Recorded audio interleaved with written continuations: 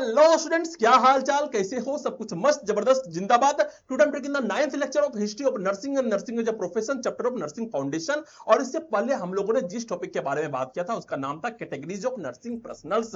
और वहां पर हम लोगों ने बात किया था पर्सनल्स के बारे में। मींस चाहे हम लोग बात कर रहे हो नर्सेज जो कि हॉस्पिटल में काम कर रहे हो, या फिर वैसे नर्सेज जो कि कॉलेजेस में काम कर रहे हो, वहां पर हर एक नर्सेज के ओहदे होते हैं। सबसे ऊपर वाला ओहदा, फिर उसके नीचे वाला ओहदा, फिर उसके नीचे वाला ओहदा। इन सभी को हम लोग बोलते हैं पर्सनल्स। इन सभी को बोलते हैं हम लोग टीम। हो सकता है सबसे ऊपर वाला होता है नर्सिंग डायरेक्टर, उसके नीचे होता है नर्सिंग सुपरिटेंडेंट, उसके नीचे होता है डिप्टी नर्सिंग सुपरिटेंडेंट, और इसी तरीके से जो है ओहदे चल रहे होते हैं। ओके, तो आज के लेक्चर में जो है हम लोग जिस टॉपिक के बारे में पढ़ने वाले हैं उस टॉपिक का एक सिंपल सी नाम होने वाला है, जिसका नाम है ethical principles and dilemmas in nursing. Ethical principles का मतलब क्या होता है? ऐसे कौन कौन से रूल्स एंड रेगुलेशंस हैं, ऐसे कौन कौन से सिद्धांत हैं जो कि हमें नर्सिंग में फॉलो करने होते हैं। और डायलेमास का मतलब क्या होता है? डायलेमा का मतलब होता है दुविधा। नर्सिंग में ऐसे कौन कौन से दुविधा आते हैं जिसमें नर्सेज जो है फंस जाते हैं, जहां पर उसे डिसीजन लेने होते हैं। ओके, तो इन सभी के बारे में जो है हम लोग आज डिटेल से पढ़ने वाले हैं। तो बिना समय को बर्बाद करते हुए सबसे फर्स्ट टॉपिक पे चलते हैं। और यहां पर सबसे पहले हम लोग बात करते हैं इथिकल प्रिंसिपल्स के इंट्रोडक्शन के बारे में, कि इथिकल प्रिंसिपल्स क्या होता है और जो कि नर्सेस को क्विक गाइड करता है। ओके, तो यहां पर सबसे पहले बोला जा रहा है ethical principle are the moral norms that guide everyday nursing practices. क्या है? इथिकल प्रिंसिपल जो है मोरल नॉर्म्स है। मोरल नॉर्म्स का मतलब क्या होता है? ऐसे रूल्स, ऐसे रेगुलेशंस जो कि नर्सिंग प्रैक्टिसेस में जो है गाइड करता है और हर रोज गाइड करता है। नर्सेस को कौन से डिसीजन लेने चाहिए, कौन से चीजों का ध्यान रखना चाहिए, कौन से बातों को मानना चाहिए, उसका बाउंड्री क्या होता है, इन सभी के बारे में कौन बताता है? इन सभी के बारे में बताता है इथिकल प्रिंसिपल्स। ओके, अब यहां पर जो सेकंड बोला जा रहा है वो कह रहा है कि they help you decide what should be done when values, low technology, budgets और पीपल विशेष कॉन्फ्लिक्ट्स।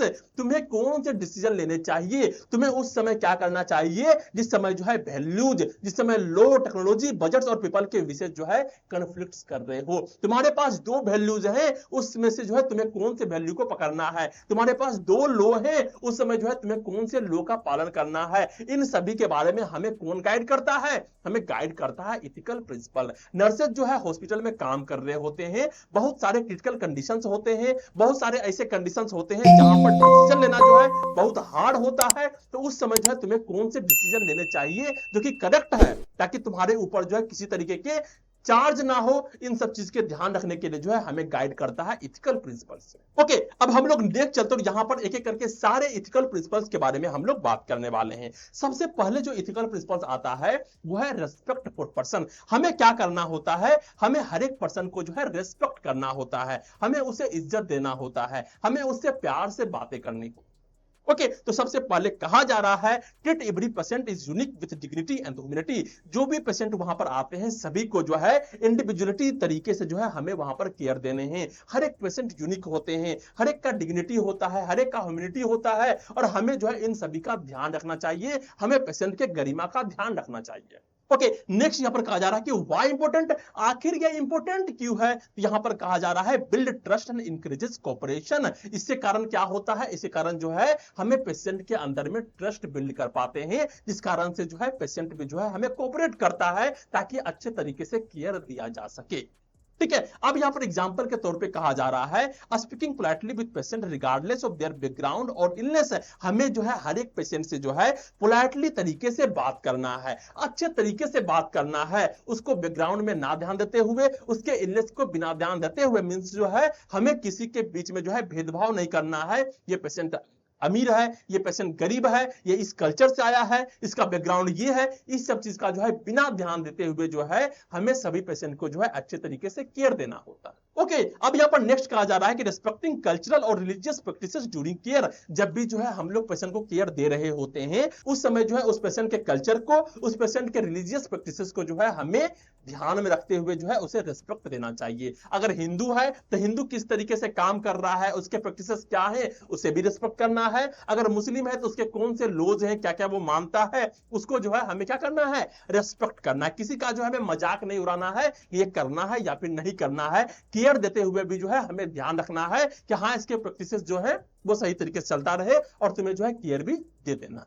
ओके, अब यहां पर जो नेक्स्ट देखा जा रहा है वो है ऑटोनोमी। ऑटोनोमी का मतलब होता है सेल्फ डिटर्मिनेशन। एक पेशेंट को ये राइट होता है कि वो खुद के बारे में जो है खुद से डिसीजन ले सके, ठीक है, that is called the autonomy. अब यहां पे कहा जा रहा है कि patient have the right to make their own health care decision. Patient को ये राइट होता है, क्या चीज का राइट होता है, कि वो अपने हेल्थ केयर डिसीजन को जो है खुद से ले सके, ये उसके पास राइट होता है। ओके, नेक्स्ट है nurses must support and respect there choices. और नर्सेस को जो है उसके चॉइसेस को जो है सपोर्ट भी करना चाहिए और उसके चॉइसेस को जो है रिस्पेक्ट भी करना चाहिए। अगर उसको सर्जरी करवाना है तो वो बोलेगा मेरे को सर्जरी नहीं करवाना है, तो तुम प्यार से बताओगे कि सर्जरी क्यों जरूरी है, किस लिए तुमको करवाना चाहिए, कौन से प्रोसीजर्स होंगे, क्या प्रोज होंगे एंड क्या कौन से होंगे, इन सब के बारे में जो है तुमको जो क्या करना है उसको समझाना है। उसके बाद भी अगर पेशेंट कहता है कि नहीं मेरे को नहीं करवाना है, तो तुमको जो है उसके चॉइसेस को क्या करना चाहिए, रिस्पेक्ट करना चाहिए। अब यहां पर नेक्स्ट कहा जा रहा है कि इन्फॉर्म्ड कंसेंट प्रोसेसेस मींस जब भी जो है हम लोग पेशेंट को बताने वाले होते हैं कि कौन से प्रोसीजर्स होने वाले हैं, अगर सर्जरी होने वाला तो किस तरीके से होने वाला है, इन सभी को बताने के लिए जो है हमें कंसेंट देना होता है। और उसके प्रोसेस क्या होते हैं, पहला होता है डिस्क्लोजर। डिस्क्लोजर का मतलब होता है explain procedure treatment clearly. Patient के साथ कौन से ट्रीटमेंट होने वाले हैं, कौन से प्रोसीजर्स जो है उसके साथ होने वाले हैं, उन सभी को अच्छे तरीके से एक्सप्लेन करना, it is the first disclosure. Next होता है अंडरस्टैंडिंग। अंडरस्टैंडिंग का मतलब क्या होता है, एंश्योर द पेशेंट अंडरस्टैंड। हमें यह पता लगाना है, हमें यह एंश्योर करना है कि हाँ पेशेंट को जो हम बता रहे हैं वो पेशेंट को समझ में आ रहा है। अगर वो पेशेंट हिंदी समझता है, उसको जाके तमिल में नहीं समझाना है, उसको जाके इंग्लिश में नहीं समझाना है, उसको जो है उसके लैंग्वेज में समझाना है ताकि पेशेंट समझ सके कि मेरे साथ क्या होने वाला है। ओके, नेक्स्ट यहां पर कहा जा रहा है voluntary agreement. No pressure no force. Patient को हमें प्रेशराइज नहीं करना है, हमें फोर्स नहीं करना है कि तुमको ये ट्रीटमेंट करवाना ही पड़ेगा, ऐसा तुम्हें नहीं करना है। अगर उसका मन है कि मेरे को करवाना है तो करवाना है, अगर उसका मन है कि मेरे को नहीं करवाना है वो नहीं करवाएगा, ठीक है। नेक्स्ट कहा जा रहा है कंपिटेंस। कंपिटेंस का मतलब होता है patient is mentally able to decide.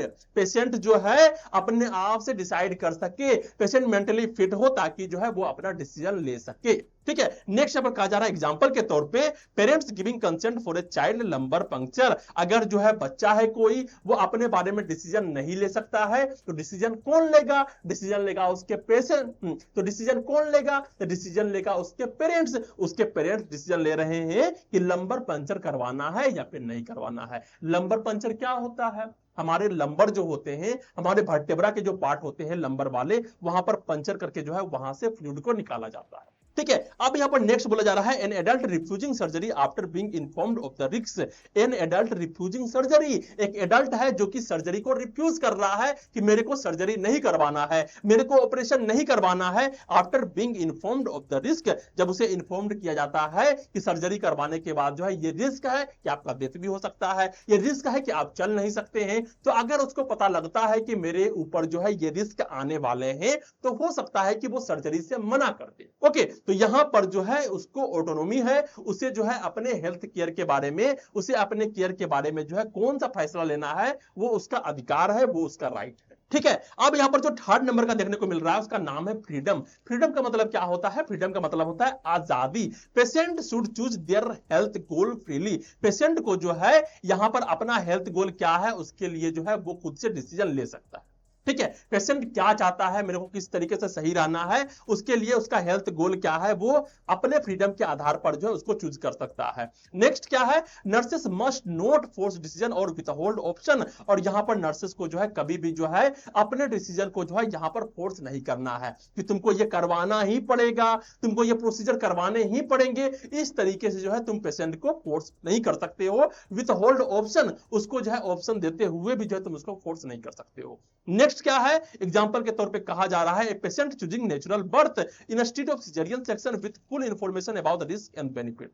Okay, अगर कोई पेशेंट है, कोई महिला है जो कि अपना डिलीवरी करवाने के लिए हॉस्पिटल में जाती है, ओके, अब उसको कहा जा रहा है कि ये बच्चा जो है नॉर्मल डिलीवरी से नहीं होगा, जहां पर जो इसको सिजेरियन करवाने पड़ेंगे, ठीक है। तो अगर बोला जा रहा है कि सिजेरियन करवाने पड़ेंगे तो वो डिसाइड लेगा कि उसको सिजेरियन करवाना है या फिर नहीं करवाना है। तुम्हारा काम क्या है? तुम्हारा काम है कि उसको बताना कि अगर जो है मैं सिजेरियन नहीं करता हूं, नेचुरल तरीके से करता हूं, तो यहां पर बच्चे का डेथ हो सकता है, मां का डेथ हो सकता है, बच्चे को मैक्रोसोमिया है, बच्चे का जो सड़ है वो बड़ा है, वो सही तरीके से नहीं निकल पाएगा। ऐसे बहुत सारे कंडीशन होते हैं जहां पर क्या होता है, बच्चे का नॉर्मल डिलीवरी नहीं करवाया जा सकता। और ये सच है, लेकिन लोगों को क्या लगता है कि नहीं, जो डॉक्टर्स है, जो नर्सेस है, वो पैसा लेने के लिए ऐसा बोल रहे हैं कि यहां पर जो है नेचुरल सर्जरी नहीं होगा, यहां पर जो सिजेरियन करवाना होगा। लेकिन ऐसे बहुत सारी चीजें हैं जो कि तुम लोग जो है गाने में पढ़ोगे, ओम्स में पढ़ोगे कि किस लिए जो है यहां पर सिजेरियन करवाया जाता है। ओके, लेकिन फिर भी जो है अगर तुम यहां पर प्रोज बता दिए,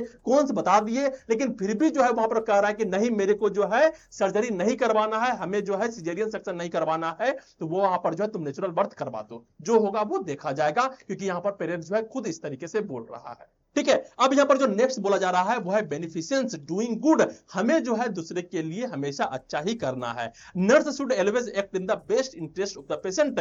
पेशेंट का क्या इंटरेस्ट है, क्या वो चाहता है, उसी के आधार पर जो है हमें उसे केयर देना है, उसी के आधार पर जो है हमें एक्ट करना है। Balance benefit versus harm to promote wellbeing. हमें क्या करना है, बैलेंस करके रखना है, उसे बेनिफिट भी मिल सके और उसे ज्यादा हार्म भी ना हो, ताकि जो है वो एक खुशहाल लाइफ को जी सके। एग्जाम्पल के रूप में कहा जा रहा है giving antibiotic to a child with meningitis to save life. हमें जो है बच्चे को बचाने के लिए, अगर बच्चे को मेनिंजाइटिस है तो वहां पर एंटीबायोटिक्स देना। Offering counselling to a depressed patient to improve mental health. अगर कोई पेशेंट है जो कि बहुत ज्यादा जो है डिप्रेस्ड है, उसे काउंसलिंग करवाना है, उसके मेंटल हेल्थ को इंप्रूवमेंट करवाने के लिए। अगर काउंसलिंग करवाएगा तो उसके बातों को जान पाएगा, आखिर वो डिप्रेशन में है तो क्यों डिप्रेशन में है, इस सभी चीज को जो है काउंसलिंग के माध्यम से जो है हम लोग यहाँ पर खत्म करवा सकते हैं। ठीक है। अब यहां पर जो हमें नेक्स्ट देखने को मिल रहा है वो है नॉन मेलिफिसेंस। ये क्या होता है, डू नो हार्म। इसका मतलब क्या होता है, avoid causing harm whether physical, emotional और social.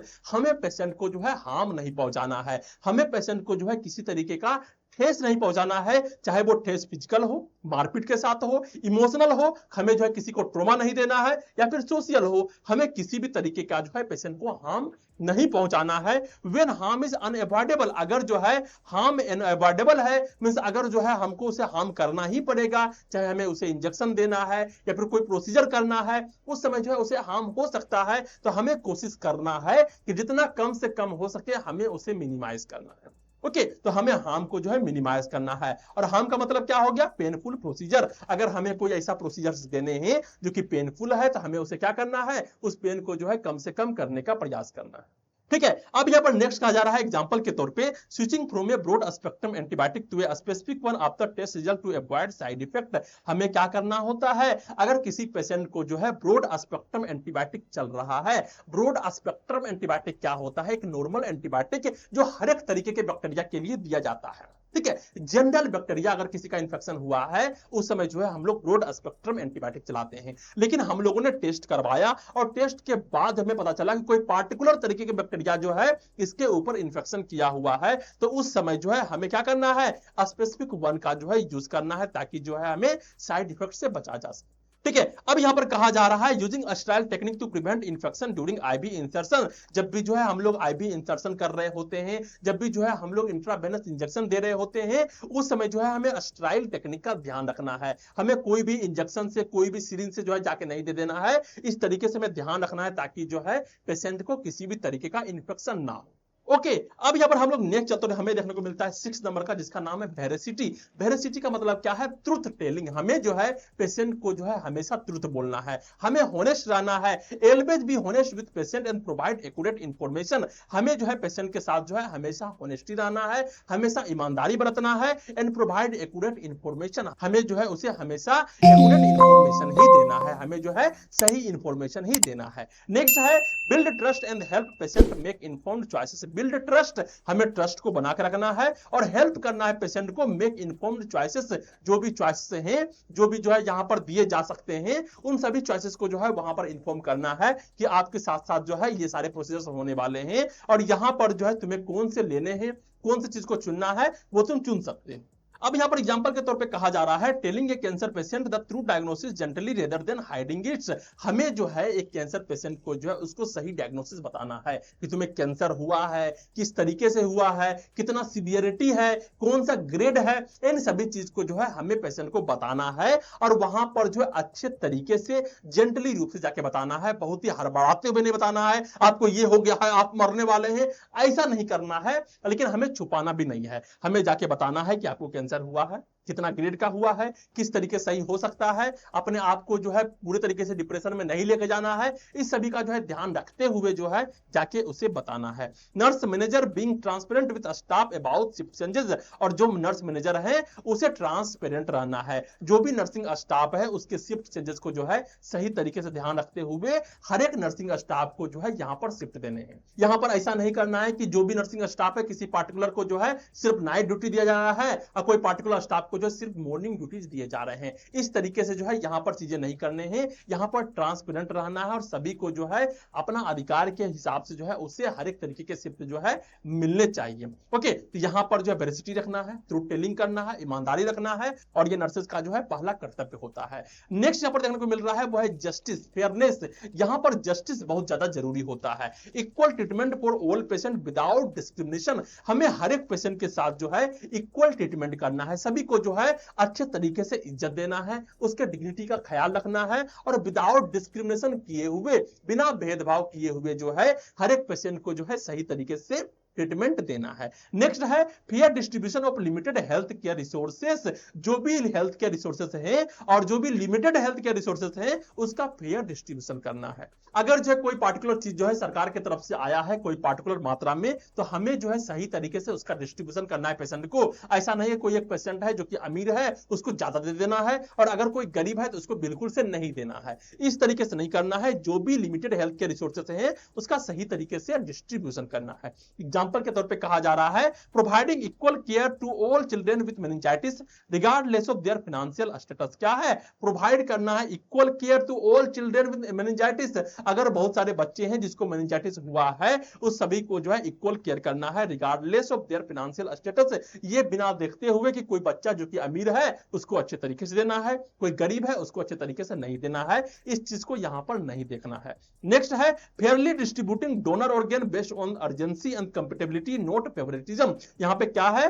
Fairlie distributing donor organ. कोई डोनेट करना चाहता है ऑर्गन को या फिर किसी इंसान को जो है ऑर्गन मिलने वाला है, तो यहां पर जो है हमें उसके अर्जेंसी के हिसाब से देना है, उसके कंपेटेबिलिटी के हिसाब से देना है कि किसके बॉडी में जो है ये कंपेटेबल हो रहा है। और जहां पर इस चीज का ध्यान नहीं रखना है कि जो हमारा फेवरेट है, जो हमारा प्यारा इंसान है, उसी को जो है ये चीज मिले। ओके, तो किसको सबसे ज्यादा अर्जेंसी है, किसको कंपेटेबिलिटी अच्छी तरीके से हो रहा है, उसी को जो है ऑर्गन जो है डोनेट किया जाता है। तो इस सब चीज का जो है हमें ध्यान रखना है। ये जस्टिस है जो कि हमें जो है नर्सिंग के कैरियर में जो है हमें अच्छी तरीके से ध्यान रखना होता है। ठीक है, अब यहां पर हम लोग नेक्स्ट चलते हैं और यहां पर हमें देखने को मिल रहा है राइट ऑफ पेशेंट। पेशेंट के राइट के बारे में यहां कुछ बोला जा रहा है। पहला है patient have the right to privacy and confidentiality about their care. Patient को यह राइट है कि वो अपने प्राइवेसी के लिए, अपने कॉन्फिडेंशियलिटी के लिए जो है यहां पर तुमसे मदद मांग सकता है। यहां पर तुमको भी जो है उसके राइट का जो है ध्यान रखना चाहिए, उसके प्राइवेसी का ध्यान रखना चाहिए, उसके कॉन्फिडेंशियलिटी का जो है ध्यान रखना चाहिए।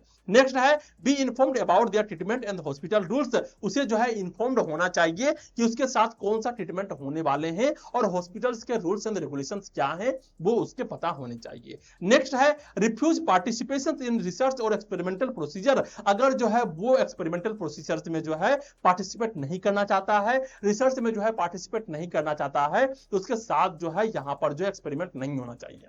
ओके, गवर्नमेंट हॉस्पिटल में जो है बहुत ऐसे सारे पेशेंट होते हैं जहां पर उसके साथ जो है एक्सपेरिमेंट हो रहा होता है, उसके साथ जो है रिसर्च हो रहा होता है। तो अगर पेशेंट राजी है कि हाँ मेरे साथ ये होना चाहिए, तभी उसके साथ जो है करवा सकते हैं, वरना नहीं करवा सकते। ठीक है, वो इसको रिव्यूज कर सकता है। नेक्स्ट है एक्सपेक्ट कंटिन्यूटी ऑफ केयर। और यहां पर जो है जो पेशेंट है वो एक्सपेक्ट करता है हॉस्पिटल से कि उसका केयर जो है कंटिन्यूटी किया जाए, उसको जो है लगातार जो है केयर दिया जाए। नेक्स्ट है see and understand their medical bills. उसके जो भी मेडिकल बिल्स है वो उसको समझ सकता है, वो उसको देख सकता है, वो तुमको बोल सकता है कि हमें जो है ये एक्सप्लेन किया जाए।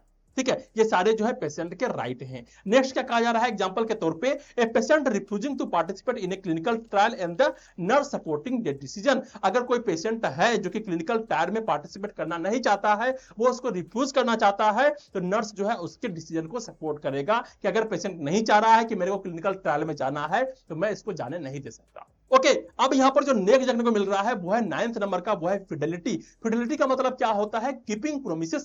अगर तुम पेशेंट के साथ जो है किसी तरीके के प्रोमिस करते हो कि आपके साथ ये होगा, तो अपने प्रोमिस को धरना है। Nurse must keep their promises and commitments. जो भी नर्सेज जो है प्रोमिस करता है, कमिटमेंट करता है पेशेंट के साथ जो है, उसे वहां पर अच्छे तरीके से फॉलो करना है। Build trust and reliability in patient nurse relationship. जो भी ट्रस्ट है उसको कायम करके रखना है, रिलेबिलिटी के साथ कायम करके धरना है पेशेंट नर्स रिलेशनशिप को। ठीक है, जब भी पेशेंट आता है, नर्सेज जाके क्या करता है, उसके ट्रस्ट को जीतने का प्रयास करता है, उसके बीच में जो है एक थेरेपेटिक नर्स पेशेंट रिलेशनशिप जो है बनाने का प्रयास करता है। जैसे एग्जांपल के तौर पे कहा जा रहा है, if a nurse promises to check a patient vitals at a specific time they must follow through. अगर जो है नर्सेस आके बोलती है कि मैं आपको इस टाइम पर जो है तुम्हारा वाइटल्स चेक करूंगी, तुम्हारा जो है आकर के जो है वाइटल चेक करूंगी, तुम्हें मेडिकेशन दूंगी, तो वहां पर जो है जाके उसको अच्छे तरीके से चेक करना है और उसी टाइमिंग पे जाके चेक करना है। ठीक है, नेक्स्ट कहा जा रहा है nurses manager honouring promises lived और शिफ्ट चेंजेस। और यहां पर नर्सेस मैनेजर जो है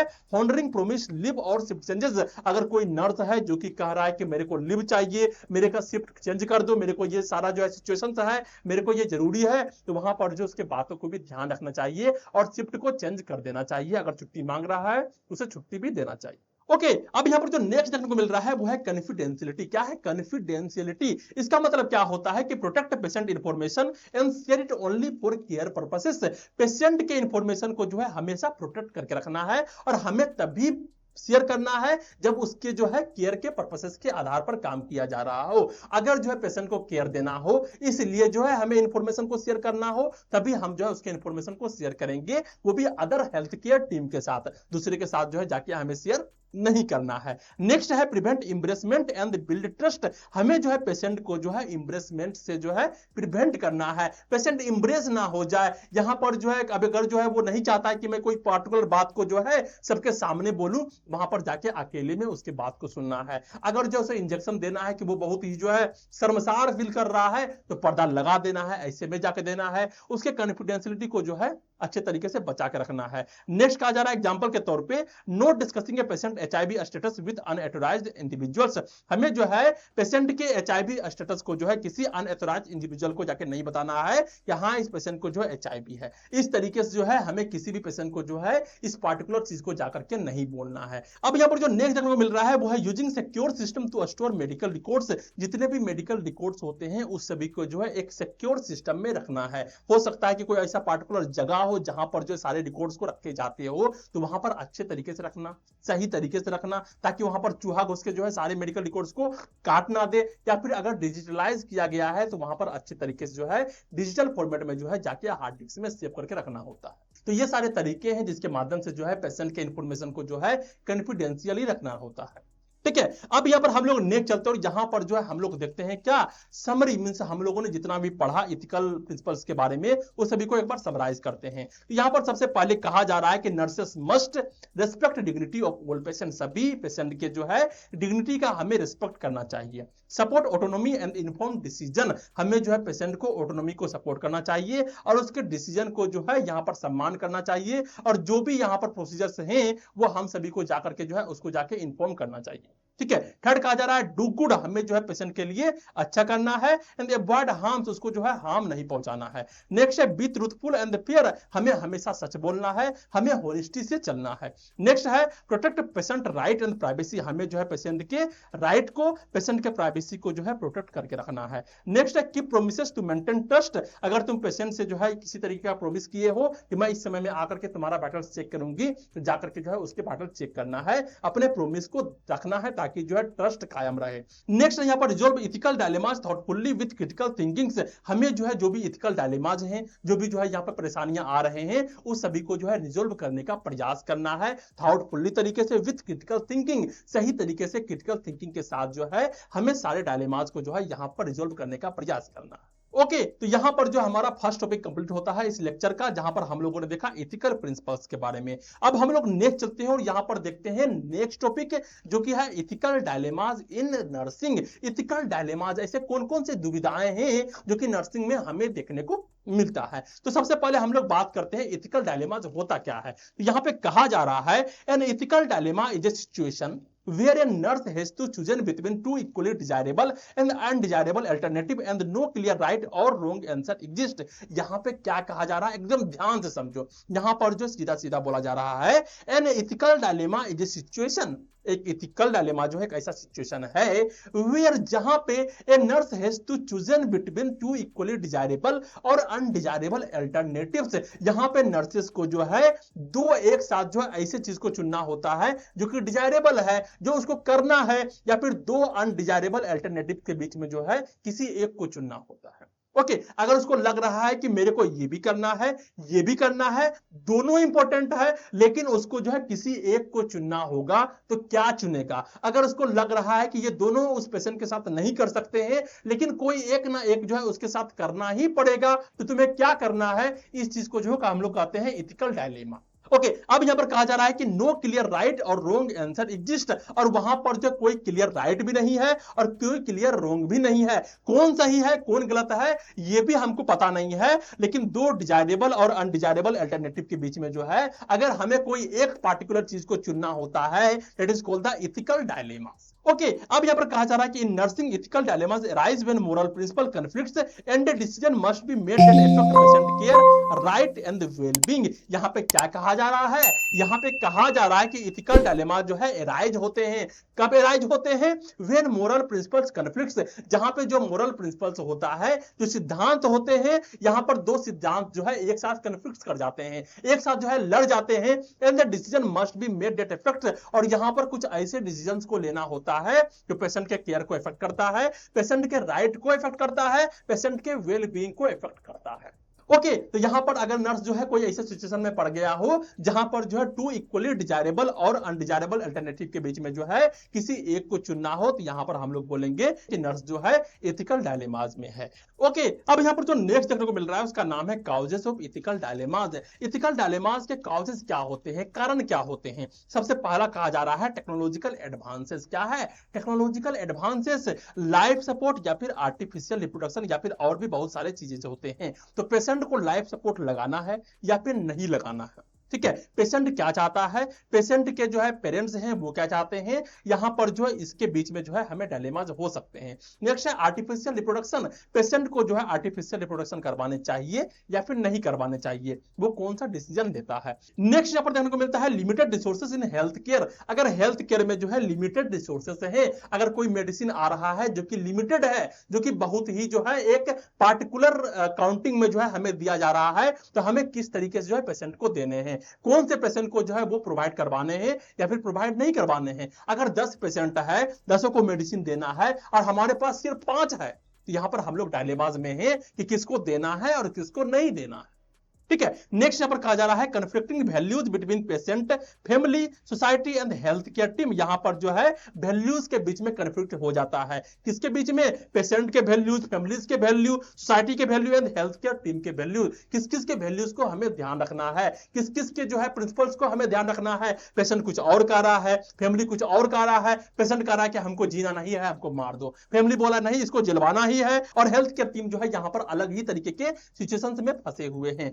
तो यहां पर भी जो है एक कन्फ्लिक्टिंग वैल्यू के बीच में जो है डायलेमा हो सकता है। नेक्स्ट है professional obligation versus personal belief. अगर जो है प्रोफेशनल ऑब्लिगेशन अलग तरीके से है कि प्रोफेशनली जो है तुमको अलग तरीके से काम करने हैं, लेकिन पर्सनल बिलीफ अलग है, ठीक है। अगर यहां पर जो प्रोफेशनल ऑब्लिगेशन कुछ इस तरीके से जो है कि यहां पर जो पेशेंट के जो है सारे जो लाइफ केयर सपोर्ट है उसको हटा देना है, लेकिन पर्सनल बिलीफ कह रहा है कि नहीं नहीं ऐसे हम पेशेंट के साथ नहीं कर सकते हैं, इस तरीके की चीज जो है इसके साथ नहीं होनी चाहिए, तो यहां पर भी जो एक नर्स जो है डायलेमा में जा सकता है कि हमें क्या चुनना है और क्या नहीं चुनना है।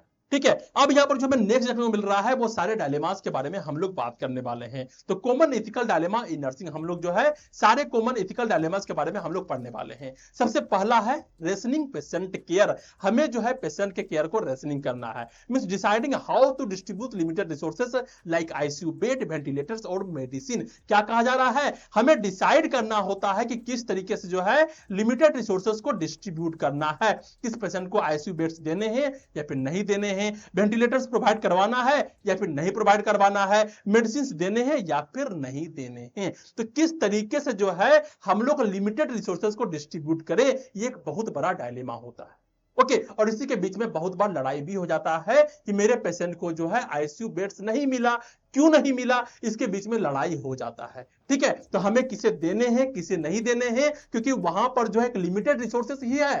हो सकता है कि आईसीयू में 10 बेड ही है और यहां पर 15 पेशेंट है, तो हम किस तरीके से 15 पेशेंट को एडजस्ट करवा सकते हैं।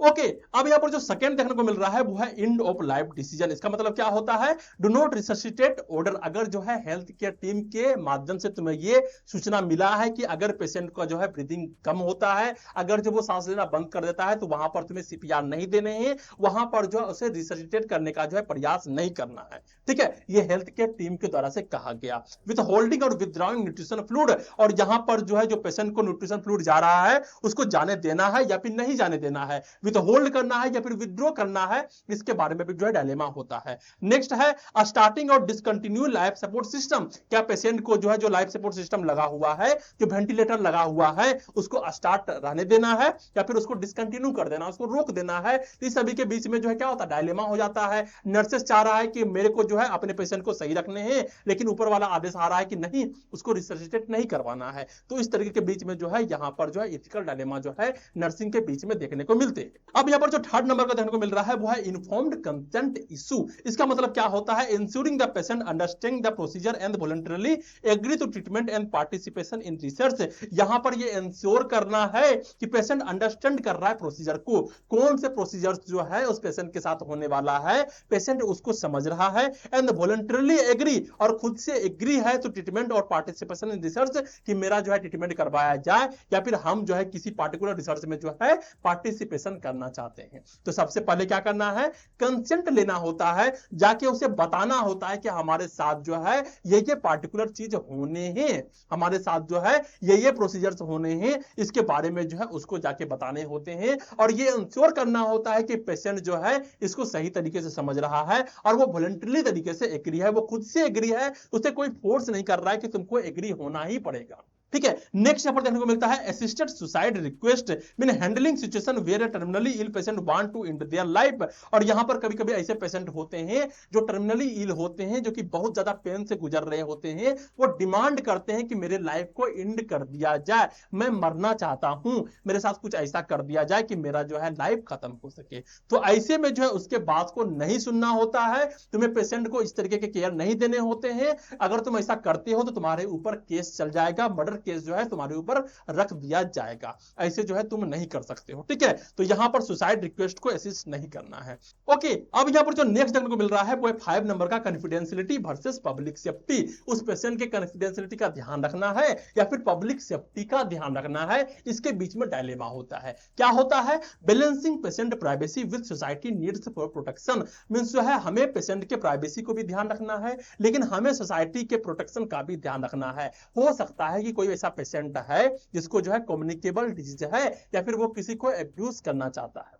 ठीक है, तो अगर हमें पता लग गया है कि पेशेंट को ऐसा जो है मनसा है, वो ऐसा चाहता है, तो यहां पर सबसे पहला तो ये डायलेमा होता है कि हमें पेशेंट के प्राइवेसी का ध्यान रखना है या फिर हमें सोसाइटी के प्रोटेक्शन का ध्यान रखना है। तो हमें कभी-कभी जो है रूल्स तोड़ने भी होते हैं, हमें सोसाइटी को जाके बताना होता है कि तुम्हें इस पेशेंट से बच के रहना है, इस पेशेंट को कम्युनिकेबल डिजीज है।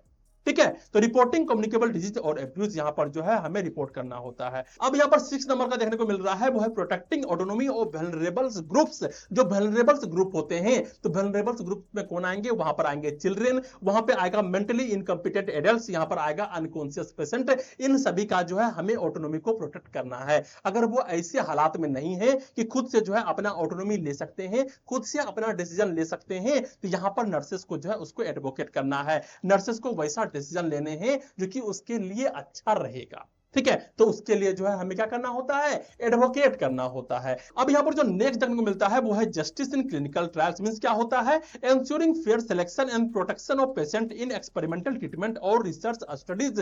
मींस जब भी जो है क्लिनिकल ट्रायल चल रहे होते हैं उस समय जो है हमें जस्टिस का ध्यान रखना होता है। एंश्योरिंग फेयर सिलेक्शन, हमें जो है एंश्योर करना होता है कि जिस पेशेंट का सिलेक्शन किया गया है वो फेयरली तरीके से किया गया है। And protection of a patient, और पेशेंट के प्रोटेक्शन का भी जो है ध्यान रखा गया है इन एक्सपेरिमेंटल ट्रीटमेंट्स और रिसर्च स्टडीज। उस पेशेंट को अगर लिया गया है एक्सपेरिमेंटल ट्रीटमेंट्स में, मींस कोई ऐसा नया बीमारी उसको हुआ है जहां पर उसके ऊपर जो है एक्सपेरिमेंट किया जा रहा है या फिर रिसर्च स्टडीज में जो है उसके रोल लिए जा रहे हैं, तो वहां पर जो उसके प्रोटेक्शन का जो है हमें ध्यान रखना होता है। ठीक है, तो यहां पर हम लोगों ने सभी डायलेमास के बारे में जो है अच्छे तरीके से समझने का प्रयास किया। अब यहां पर नेक्स्ट देखने को मिल रहा है कि characteristic of an ethical dilemmas. जो एथिकल डायलेमाज होते हैं उसका कैरेक्टरिस्टिक क्या होते हैं, उसके गुण क्या होते हैं। तो पहला है कन्फ्लिक्टिंग मोरल प्रिंसिपल्स। जो भी प्रिंसिपल्स होते हैं, जो भी अलग अलग सिद्धांत होते हैं, उन सभी सिद्धांत के बीच में जो है कन्फ्लिक्ट हो जाता है, हमें कौन से चुनने हैं या फिर कौन से नहीं चुनने हैं। ठीक है, दो ऑप्शन होते हैं और दोनों अच्छे होते हैं और उन दोनों में से हमें किसी एक को ही चुनना होता है। नेक्स्ट है नो परफेक्ट सॉल्यूशन, और इसका जो है परफेक्ट सॉल्यूशन नहीं होता है। Each choice has a risk, हर एक चॉइस में रिस्क होते हैं और हमें जो है किसी एक को चुनना होता है रिस्क के साथ। ठीक है, तो इसका जो है परफेक्ट सॉल्यूशन नहीं होता है, that is the dilemma. Next है require critical thinking and ethical reasoning, और यहां पर जो है क्रिटिकल थिंकिंग हमें करना होता है कि हम कौन से जो है सॉल्यूशन को चूज कर सकते हैं। एथिकल रीजनिंग के आधार पर जो है हमें क्या करना होता है, अपने से जो है डिसीजन लेने होते हैं। ओके, नेक्स्ट यहां पर कहा जा रहा है इन्वॉल्व मल्टीपल स्टेक होल्डर, जैसे पेशेंट हो गया, फैमिलीज हो गया, डॉक्टर्स हो गया, नर्सेस हो गया या फिर सोसाइटी हो गया। अगर हम खुद से डिसीजन नहीं ले पा रहे हैं, हम लोग ऐसे डायलेमा में फंसे हुए हैं, तो हमें पेशेंट से ही जाके पूछना है, हमें फैमिली से पूछना है। किसकी फैमिली से, पेशेंट की फैमिली से जाके पूछना है। हमें डॉक्टर से जाके बात करने हैं, हमें और भी नर्सेस से या फिर सोसाइटी से जाके बात करने हैं कि हमें कौन से डिसीजन लेने हैं। ओके, अब हम लोग नेक्स्ट चलते और यहां पर जो एग्जांपल को देखते हैं, जहां पर दिया गया है एग्जांपल ऑफ एथिकल डायलेमा। किस तरीके से एथिकल डायलेमाज होते हैं उसके बारे में जो है एक एग्जांपल के माध्यम से हम लोग समझने का प्रयास करते हैं। यहां पे कहा जा रहा है a terminally ill patient on a ventilator wishes to discontinue life support but the family insist on continuing treatment. यहां पर क्या कहा जा रहा है, एक टर्मिनली इल पेशेंट है, ऐसा पेशेंट है जो कि बहुत ज्यादा बीमार है और वो चाहता है कि उसके वेंटिलेटर को हटा दिया जाए, उसके लाइफ सपोर्ट को जो है डिसकंटिन्यू कर दिया जाए। मींस अब जो है वो मरना चाहता है शांति से, वो नहीं चाहता है कि उसके ऊपर जो है वेंटिलेटर लगा रहने दे। But the family insist on continue treatment, लेकिन जो फैमिली है वो चाहता है कि ये जो है कंटिन्यू रहे, उसके जो है लाइफ सपोर्ट को नहीं हटाया जाए। ठीक है, पेशेंट चाह रहा है कि मैं मर जाऊं, लेकिन फैमिली चाह रहा है कि नहीं, मैं तुमको मरने नहीं दूंगा, इसके लाइफ सपोर्ट को नहीं हटाया जाए। ठीक है, इसके बाद ऑप्शंस क्या होता है, रेस्पेक्ट द पेशेंट ऑटोनॉमी। यहां पर जो है पेशेंट के ऑटोनॉमी का रेस्पेक्ट करना है कि लाइफ सपोर्ट को हटा दे। नेक्स्ट होता है फॉलो फैमिलीज विशेस, हमें जो है फैमिली के विशेस को फॉलो करना है कि उसके ट्रीटमेंट को कंटिन्यू करना है या फिर नहीं करना है। या फिर नेक्स्ट होता है सिक लीगल एथिक्स कमिटी इन्वॉल्वमेंट, या फिर जो है हमें एक लीगल एथिक्स कमिटी को जो है इन्वॉल्वमेंट करना है कि वो डिसीजन ले कि यहां पर क्या करना है क्या नहीं करना है। ओके, तो नर्सेस क्या हो गया, नर्सेस यहां पर डायलेमा में आ गया कि हम पेशेंट की बात माने, पेशेंट के फैमिली का बात माने, या फिर कम्युनिटी में इन्वॉल्व होकर के जो है उसका बात माने। अगर पेशेंट की बात नहीं मानते तो पेशेंट के ऑटोनॉमी का रिस्पेक्ट नहीं करना होगा, या फिर फैमिली के विशेष को नहीं मानते हैं तो ये भी गलत हो जाएगा। तो हमें करना है तो क्या करना है, ठीक है, तो डिसीजन मेकिंग करना होता है use moral model. Moral model के आधार पर जो है हमें यहां पर डिसीजन लेने होते हैं। तो यहां पर कंसीडर ऑटोनॉमी, और इसमें जो है हमें ऑटोनॉमी को भी कंसीडर करना होता है, बेनिफिशियंस का भी कंसीडर करना होता है, नॉन बेनिफिशियंस का भी कंसीडर करना होता है, एंड जस्टिस को भी कंसीडर करना होता है। Involve ethics committee for a balance decision, और हमें जो है कमिटी के एथिक्स को इन्वॉल्व करते हुए, सभी चीज को मानते हुए जो है हमें एक बैलेंस डिसीजन लेना होता है, ताकि जो है हमें उस पेशेंट को जो है सही तरीके से केयर दे सके और पेशेंट के साथ जो है एक सही तरीके का व्यवहार किया जा सके। ठीक है, तो आज के लेक्चर में हम लोगों ने देखा एथिकल प्रिंसिपल्स के बारे में, एथिकल डायलेमास के बारे में, क्या होता है, किस तरीके से होता है, किस तरीके से चीजें जो है यहां पे किए जाते हैं। ओके, तो आज का लेक्चर कैसा लगा, कितना समझ में आया, कितना समझ में नहीं आया, कौन से कंफ्यूजन रह गए हैं, उस सभी को जो है नीचे कमेंट करना, और कमेंट जरूर करना है, क्योंकि इसी से मुझे मोटिवेशन मिलता है। वीडियो को लाइक करो, शेयर करो अपने वैसे दोस्तों को जिसको जो है नर्सिंग फाउंडेशन समझ में नहीं आ रहे हैं, और क्या करना है, चैनल को सब्सक्राइब करना है। Okay, thank you.